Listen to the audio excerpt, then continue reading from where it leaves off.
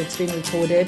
CJ and Sheree are ordinary human beings just like us. They are people just like us, no magic powers. They are married just like us, have similar marriage struggles.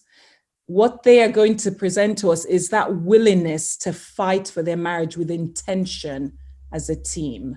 So I will hand you over to them because we want as much time at the end of their lesson for Q&A. So over to you, CJ and Sheree. Thank you so much for being willing to share on marriage. Thank you. Yeah, it's great to be here. Quite an exciting time for Thames Valley to be able to have their first conference. We definitely feel honored and humbled to be able to share. We definitely don't have probably the world's most perfect marriage, but we have a good marriage. And our journey in our married life has definitely taught us many things about ourselves, each other, relationships, conflict resolution. And so we're going to be sharing some of that today. But to begin with, it's really nice to be able to see what Sheree had an idea of wanting to just make it light, make it encouraging, at least to begin with. And so this was her idea, to share something encouraging about your spouse. Yeah, sorry that you can't see us as well, and we can't see everybody. Obviously, we're looking at the screen. But yeah, it's Happy New Year to everyone. And like CJ said, it's really great, isn't it, to have God in our lives. And at different times, our marriages will go up and down. But yeah, just to be able to take everything to God and build our marriage around God is such an encouragement, and an encouragement that we have from others. But yeah, it's so encouraging to see what you say about each other, because sometimes depending on how we're feeling on any point in the day, it's so easy to go to the negative.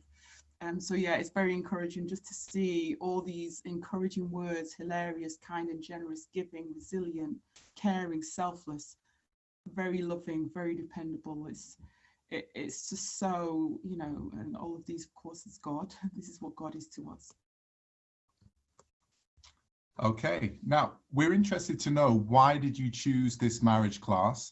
So not to give too many options, either, well, there's always room to grow, or help, we need help, or we drew straws and yours was the shortest one. So chose this marriage class today.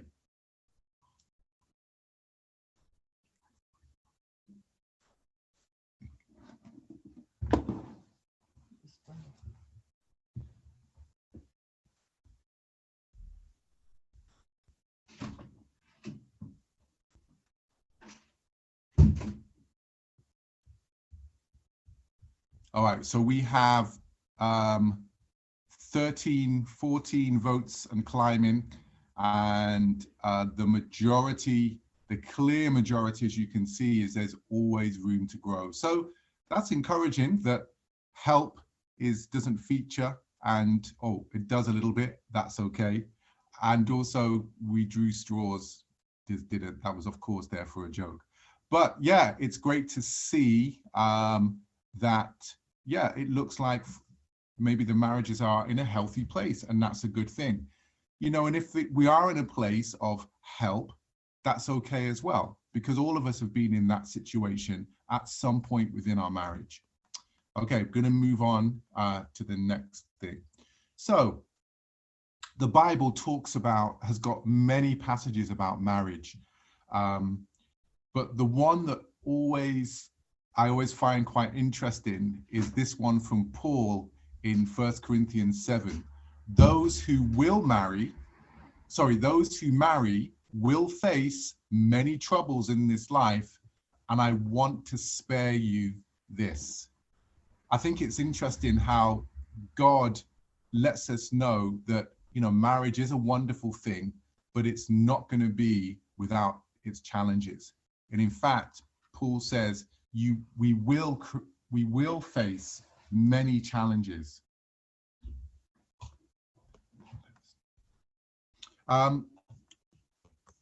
In the UK, marriages, of course, they face challenges and troubles, and the current divorce rate in the UK is 42%. Maybe you thought it might be a little bit higher than that. Maybe you thought it would be around that. And some of the top 10 reasons for divorce, I'm just going to put up here. We have firstly, adultery, sadly. Secondly, just drifted apart. Third, money problems, abuse, addiction, different parenting ideas, appearance, unhappiness, cultural issues, and number 10, communication issues. I think it's interesting, as you can see, I've highlighted or underlined 2 and 10. The problem with number 2 is that many couples don't notice as the years go by that they've been moving further apart. They get into these habits of behavior, of living, and before you know it, there's a chasm between the two of you. And then number 10, communication issues. Communication is the basis, isn't it, of all good relationships. And if there's a lack of communication in a marriage, this can definitely cause frustration. It can cause ill feeling. And obviously, this 10, there's other reasons, of course, and some of you may have these going on in your marriage. Again, Christians were not immune to anything, and so of course, we're aware of that. But today we just really wanted to think about these 2, because these can be the most common that we notice. Yeah. Now, if we think about marriage, the purpose ultimately of marriage is to glorify God, to help each other be more like Christ, help each other make it to heaven. And as Sheree said, sometimes we can kind of think, well, as Christians, we'll be immune from a lot of the challenges that face people in the world. And that's true. And we can probably look at these things and think, well, that is true to some degree. But still, Paul says, we will face many troubles. Over the last year, I don't go on Facebook very much, but when I do, and it's maybe someone's wedding anniversary, there's been a few times that I've noticed that couples that I know have put on there, we've had our ups, we've had our downs, but we're still together, or something like that. And I think that it always kind of surprises me that a way to describe your marriage, I feel quite sad at that description. But it definitely shows that actually it can be challenging and it is difficult. And yeah, we've got the Holy Spirit. Yes, we have the amazing church around us. Yes, we have the Word of God, but we also have each other. And if we're not using this relationship that we have to help us grow in our marriage, then actually we can get into trouble. If you ask a marriage therapist whether they know that they've done a good job or not, it's when the couple no longer need to see the marriage therapist. That's when the therapist has done a good job, because the goal of therapy is to be able to equip the couple to be able to deal with issues, to grow with through issues together. And that's ultimately what I Choose Us is all about. So there's a passage that I Choose Us is based on in the whole Good Enough Parenting, and it's this passage from Romans chapter 12. Sheree, would you like to just read it? It says, "Do not conform to the pattern of this world, but be transformed by the renewing of your mind. Then you will be able to test and approve what God's will is, his good, pleasing, and perfect will." The word pattern in here comes from a Greek word which we know as schemas. And a schema is a pattern of behavior that we subconsciously practice within relationships. And sometimes we don't see these patterns until the going gets tough. And then what happens is we then revert back to this default state of how we deal with conflict, for example, or how we deal with challenges. And when we get married, we've got the future ahead of us. We move in with each other. We unpack our bags and everything and all our possessions. And these schemas, they don't always get unpacked straight away. But when the first issue comes or the first little bit of conflict arises, that's when these patterns, these schemas begin to show themselves. And we may not even have seen them perhaps when we were dating or even engaged. And so within I Choose Us, it gives us the tools to be able to kind of create healthy schemas and suppress the ones and change the ones that maybe have been causing some issues within our marriage. The problem is, if we don't address them, then they can definitely affect our marriage, they can affect our parenting, and they can create a dysfunction, which is a gift that keeps on giving. So for Sheree and I, one of the things that we noticed fairly early on in our marriage is that we had some, and we still have, some communication challenges. So my background is that in my family, both my English family and my US family, both sides, nobody really says anything. So if there are any issues or any challenges, you kind of just, you know, have a stiff upper lip, or you just kind of carry on as normal. And you may end up giving the cold shoulder, but you know, ultimately the pain and the discomfort will go away, but you never really deal with stuff. And in my family, mix of Scottish and Nigerian. So anybody who knows a Scot, more or less, you can't be stereotypical here, but everything's out. You know, they say it as it is. They're, you know, all of my family will have big fights, but then we'll be friends within minutes. And the same with my Nigerian family as well. You know, very open, very to the point, saying it, you know, what needs to happen, what needs to change. And again, in love, but still very blunt and very to the point. And so when Sheree and I were first married, we were both bringing these schemas, these patterns of behavior into our marriage. And then suddenly Sheree would be, you know, speaking to me in a way that I was not used to.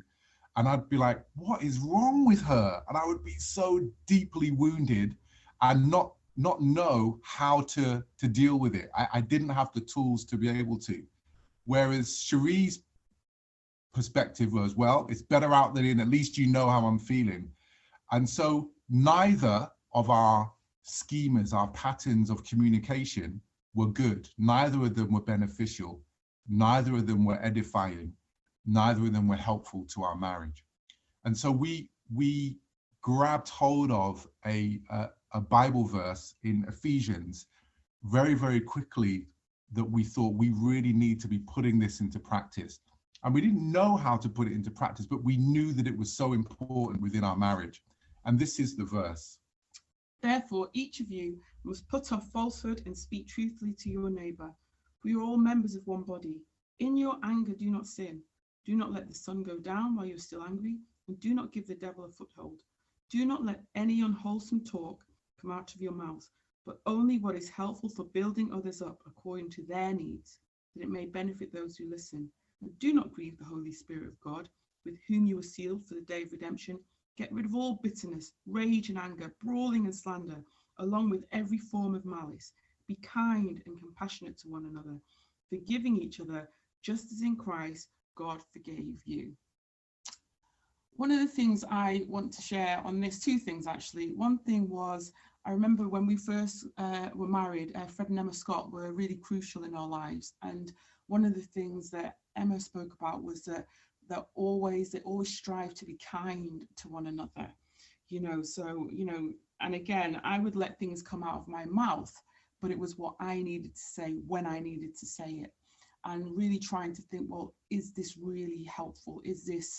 Will this build up CJ? Is this what he needs to hear right now? And if he does need to hear it, maybe God can help me say it in a way that's helpful.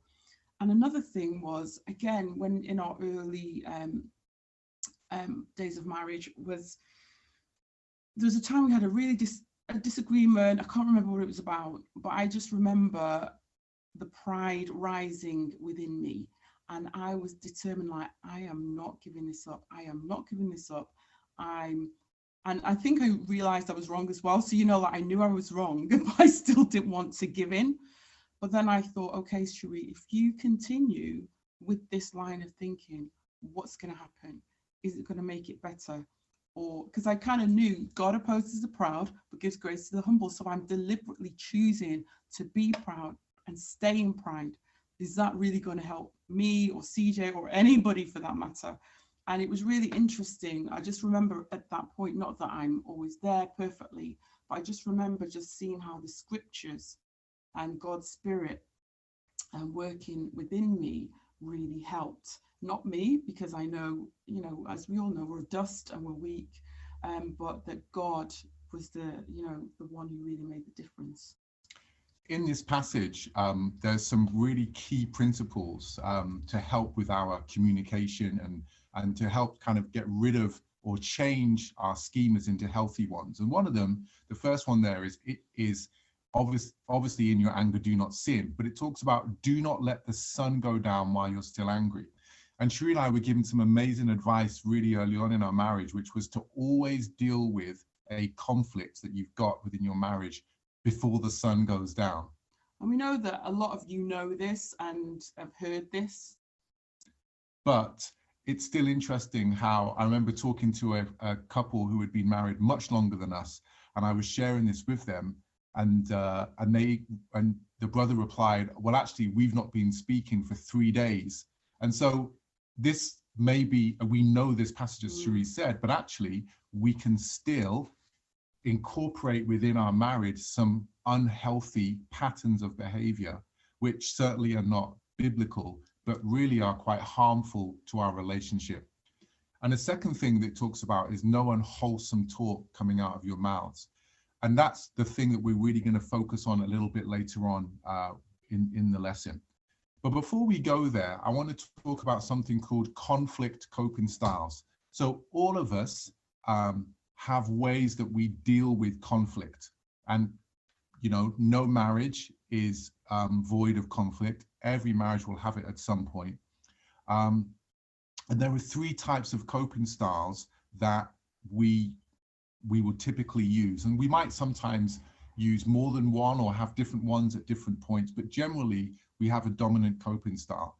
So the first one is a counter-attacker or overcompensator. So Sheree, do you want to share what that means? Yeah, this means that you sort of, yeah, like it says, you know, someone brings something up to you and you immediately attack, you immediately wrong spot, immediately go after perhaps what was wrong about the challenge rather than thinking what was right about it, you know, and that's something, again, sometimes we don't want to be walkovers because we, you know, there's a time to be assertive, but that's different from being an attacker.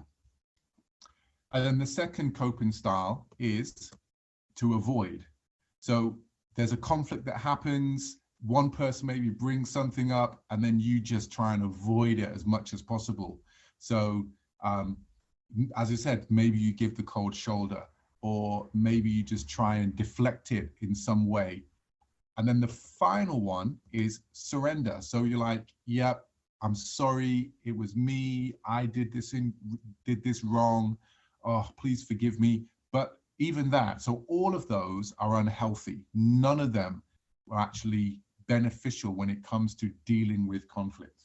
Yeah, and especially with the surrendering style, because sometimes people can think, oh, well, that's great, there's so much humility. And of course, we want to be humble. But if we then are always surrendering, we're not actually giving the other person the opportunity to change and grow and repent. So it is, and sometimes we all have a mixture. Do you know what I mean? It's not that every time I will be an attacker. Sometimes I may want to avoid because it's too difficult or painful to speak about. Sometimes I'm just like, okay, this is the right thing to do, I better surrender. But it's almost, you know, just again, all of these things are there to help us think, okay, so what does God want me to do? How does God want me to respond? So typically in our marriage, my default coping style is to avoid. And Sheree, would you like to share your default? I did say, it is attack. Yes. So let's have a look. Can you tell us, what do you think is your dominant coping style? So go back to Slido and just let us know. Now, it might be, you might find yourself having a combination, but there's probably one that is more dominant than others. So most people, it'll be interesting to see what the results are. As Christians, general population, most people are actually avoiders, then counterattackers, and then surrenderers. So let's have a look and see what yours looks like. Oh, wow, that's interesting. So we've got 57% as counterattackers, 30% avoid, and 13% surrender. Very interesting. Okay. So the challenge with these, as I said, is that what happens is that either any of them, it really stops you from communicating and working through the challenge. And we know that no discipline seems pleasant at the time, but produces a harvest of righteousness for those who have been trained by it. And God allows us to go through these challenging situations, to go through these times of conflict so that we can grow, but we do need to learn how to be able to deal with them. So this is where, again, I Choose Us comes in. So in I Choose Us, there are two things that we really want to be able to focus on today that link back to those 10 reasons for divorce. And the first one we're going to focus on is about communication, okay? Communication issues. And so the first point that we're going to look at from Romans 12 is do not conform to those patterns, okay? And so instead of conforming to those schemas that we have in our lives, we need to learn to create patterns, healthy patterns of conflict resolution. So we need to learn how to communicate in a healthy way, because poor communication affects a huge number of couples and is probably the biggest predictor in marriage problems. But how do you even know whether your communication is bad? So there are these things that this has kind of been a buzzword, hasn't it, in fairly recent times, but passive aggression. And so within a marriage, we can have passive aggressive behavior. And this is a pattern of indirectly expressing negative feelings instead of openly addressing them. So this is one way that you know if there are some communication issues within your marriage. So they're very kind of subtle expressions of negative feelings that you don't necessarily are just, telling someone as it is. But so I'll give you some examples. So here are some examples of marital passive aggressive behavior. So frequent silent treatments, jokes that are actual thoughts, condescending remarks, apportioning blame, tone of voice, voice raising and screaming over insignificant things. All of these point to poor communication. So in marriages where communication is poor, the most mundane problems can spark and turn into blazing arguments. Each new quarrel reinforces the previous one, especially if they were never resolved and they just got kind of swept under the carpet. And so what we need to learn to do is to be able to deal with these conflicts so that you get to a point where you understand each other so well that these conflicts become less and less. Excuse me, in I Choose Us, the Lewis drew from a book, a psychology book that highlighted ways in which couples can resolve conflict. And so we're going to share some of those right now. And so this is a pattern of conflict resolution that you can do, and where you learn to train yourself to be able to no longer conform to those former patterns that you had. Now, as you notice in this image, this picture that I've got, typically when we are in a state of conflict with someone, our fingers are pointing at the other person. But within this conflict resolution model, you start by looking at yourself. Okay, so you point the finger at yourself. And so the first thing that you do is you share your weaknesses. And I think what the beauty of when you personally share your weakness rather than point at the other ones, when CJ and I do this, and he normally goes first, which always helps, is that when he acknowledges his weakness, it's of almost the same thing that I'm thinking is, you've done this, you've done that, you've done the other. But when he acknowledges it and says, I've done this, I've done that, then I'm like, oh, you know what you've done. And so often, even at that starting point, it really helps. If, for example, I think you're being really impatient, and he says, I know my weakness is I'm really impatient, or I can often be impatient. That just, again, diffuses it right from the get-go. So that's why I think this is just such a powerful tool. So how this works, sorry, I forgot to say earlier. So what you do is let's say you've had a conflict about something. Both of you go off to your corners and you write down you basically write down the answers to these things. So the first thing that you would do, so I'm going to pull them all up here, okay?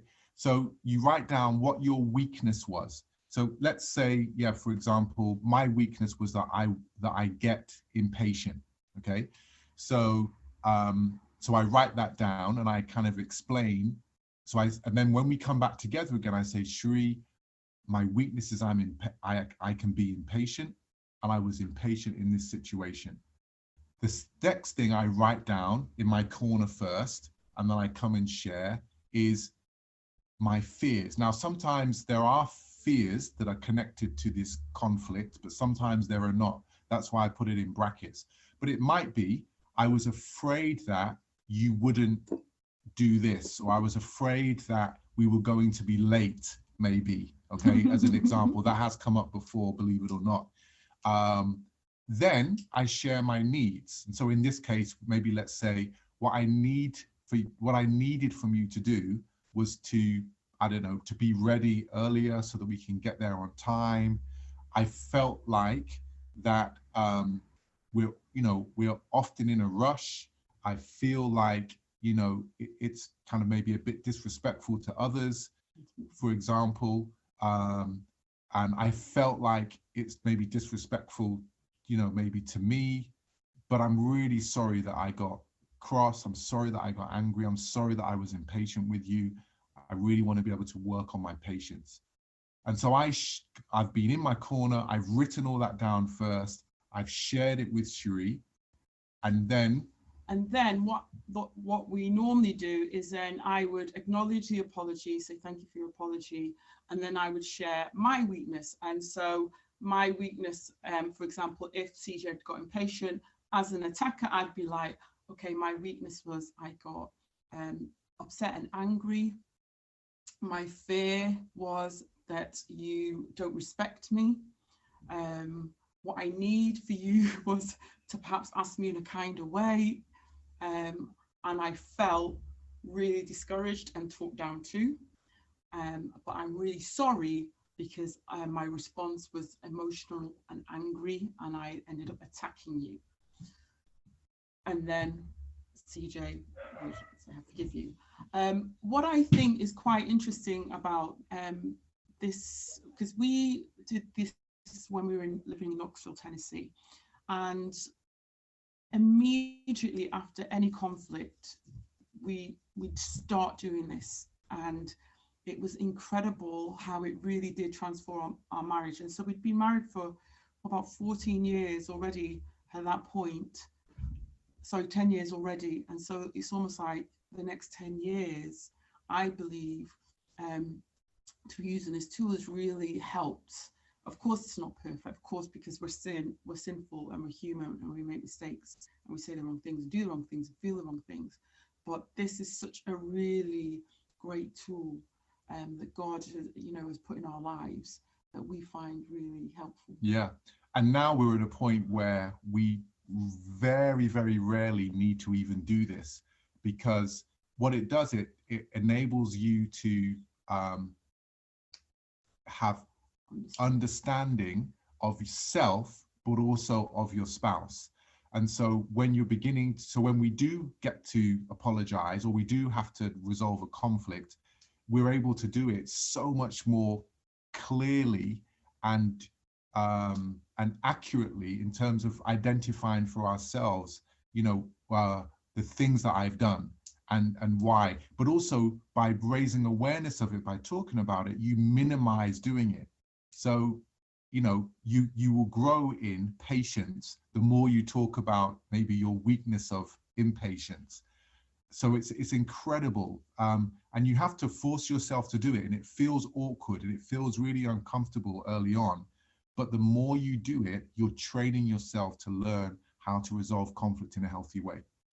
Yeah, and I think partly the power of this is, it's that, you know, we all will probably have heard of Brené Brown and that power of vulnerability. And I think this really does help, because I think when you share in your weakness and your fears and your needs, you know, I mean, who really wants to go around saying, this is my weakness, this is my fear, this is my needs, this is my feelings? You know, it can often make us feel quite vulnerable, but then there's that power that comes from that. So I think that's been really encouraging and valuable. The second and final thing that we'd like to talk about, if we were to go back to Romans 12, so it says, do not conform to the patterns of this world, but renew your mind. And so the second part is a renewal. And if we think about the other area of divorce in the UK, which I had underlined, which was drifting apart, these two things really work hand in hand together. So we need to learn to think and behave differently. And a really good point before CJ goes on with this is, you know, like he says, do not conform to the pattern of this world. And I don't know about you, but I know sort of different environments, whether it's the netball team I play with or at work. And there's times when people will, if they have the Marines in, and they'll be like, oh, he's fit, or he's handsome, or, you know, just almost it's acceptable to look at other people and be like, oh, you know, and I just, you know, and not like in a self-righteous way, but I'm like, no, you know, I have my husband, I love him, I've only eyes of him, you know. And it's just those little things that just because the world says these sort of things and behaviors are okay, that's just a little thing that I think of for me. But I'm sure there's other things that we can all think of that people think, oh yeah, or my husband never does anything around the house. Well, I'm like, actually, he's really fantastic. So do you know what I mean? So I just think it's, you know, there are ways that people do communicate, but we want to not conform to the pattern of the world just because everybody else is behaving in a certain way. So as I said, the second issue is drifting apart. And if we're not careful, we can kind of exist together, be living together, but the fire of love that should be ablaze is kind of just smoldering. And that's no place that God wants our marriage to be in at all. And so what we have to do is we've got to really fight to be able to keep that love burning strong. And it'll be different from obviously your first days of marriage. You know, no one wants to live like that and exist like that. It's exhausting. But it is sort of still having that, love, romantic love for one another. Yeah. And so one of the things that we've only recently started to do that ties into this really well is a book that was recommended to us by a friend of mine called The Love Dare. And it's a book that is based on the principles, or many of the principles of 1 Corinthians 13, and others as well. And what it does is it turns the qualities of love into a daily devotional that you do together with your spouse, reminding each other of how to show love. And again, I'm sure nothing's new under the sun. Some of you may have already done this and found it really useful. So, you know, obviously don't want to preach to the converted, but still we can always revisit things. And what happens is there's a daily devotional, there's a scripture, there's a couple of pages of teaching, and then there are some daily targets for you to do for each other or with each other. The first day that we looked at was, so day one was patience, and it was amazing. So it talks about how impatience can kind of creep in and how you should really be looking out for it. And then throughout the entire day, Sheree and I try to really look out for opportunities to show patience, but also to try and identify ways that maybe we would previously ignore when we were feeling impatient with each other. And I kind of thought, oh, you know, I'm fairly patient. But I got to tell you, I was so challenged by this because numerous times I didn't even realize I had a temptation to be impatient with Sheree. But just being able to read the devotional, having a focus on it that day, I was able to catch myself and then turn that into patience. And I think with this book as well, I think we found some of it, you know, again, you can pick and choose, but we found that we probably want to focus on different attributes for a lot longer than a day. Yeah. And I think for us, the patience one has just been really good to keep going back to. Yeah. And there are other things in there like acts of kindness or selfishness or rudeness. And so, not, as Sheree said, you know, you may not find all of it applicable or appropriate for you.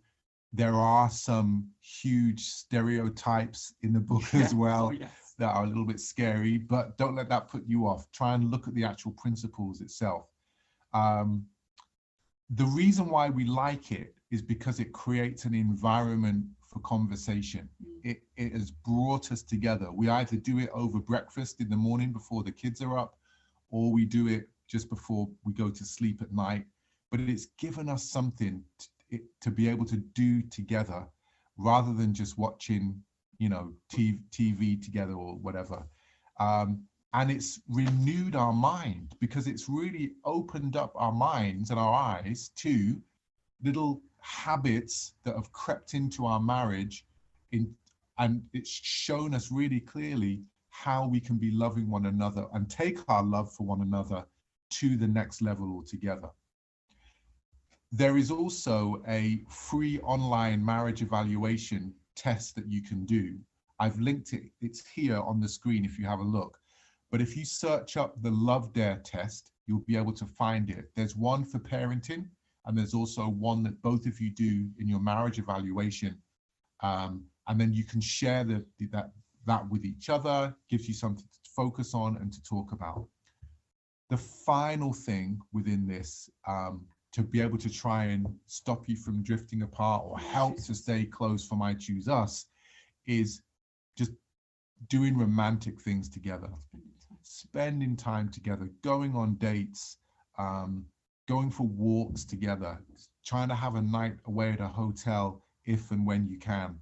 So all of these things, we can so easily take one another for granted, but actually there's something really special about just sitting down for a coffee together, going out to a restaurant, you know, and just eating and just being together, doing yourselves up for one another. It's really special.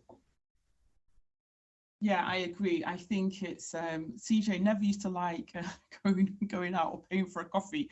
He'd be like, I can get a really nice coffee at home because we roast our own. But he'd be like, I'm like, no, let's just go and sit in the cafe and chat and, you know, get someone to make it for us. And then it's nice because when you sit, we talk and just spend time together. So yeah, I just think it is. It's we don't want it to be that I prefer to spend time with my friends. And of course, we have friends, we have relationships, and we need other people. But really, God has put us together. Let's really enjoy one another and each other's company and value one another. I think, yeah, that's all I want to say. Okay, so yeah, that's the end. So we really hope that this has been helpful. So please get the book. I definitely recommend it, but of course, avoid the stereotypes. But also, really, please use the I Choose Us tools as well. They are invaluable. Honestly, they are amazing. So yeah, we hope this has been helpful. If you've got any questions about anything now, I know we've got a little bit of time left for the Q&A.